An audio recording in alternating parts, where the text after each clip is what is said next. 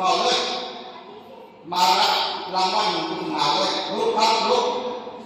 ว่าได้ป่ะลุกมาลุกนะลุกมา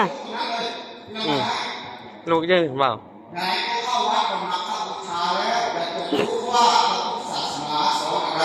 ให้แสดงให้ดีจำได้ไหมใครจำได้มีว่าไหนดีลุกขึ้นเบาเลยลุกเลยมีบ่ไปพวกนึงเนาะยังไปที่นึงเราไปเก็บจำทำได้เลยเคารพพ่อแม่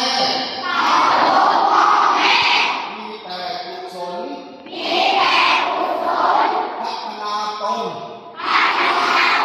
ให้สุขสดใสชีวิตก้าวหน้าอย่าตามนำไป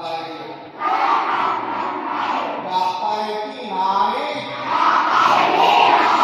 ต้องไปที่ดีทางตกแต่งเรามีใครดีมาสบายมีสิบบาทเพียงแต่เคารพพ่อแม่มีแต่กุศลพัฒนาตนให้สุขสดใสชีวิตก้าวหน้าเมื่อทำนำไปจะไปที่ไหน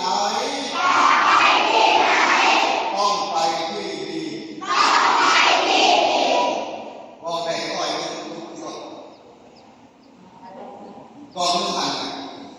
ก่อนปากเบาเลยได้ร้อยเลย 100 บาทลุกยืนไปบอกได้ไม่ขอให้ออกไม่ต้องม้วนเลยไม่เป็นไรไม่ต่อเลยอีกครั้งนะครับครั้งสุดท้ายละครเลยเคารพพ่อแม่มีแต่กุศลพัฒนาตนให้สุขสดใสชีวิตก้าวหน้าเมื่อทำนำไปจะไปที่ไหนต้องไปที่ดีจบแล้ว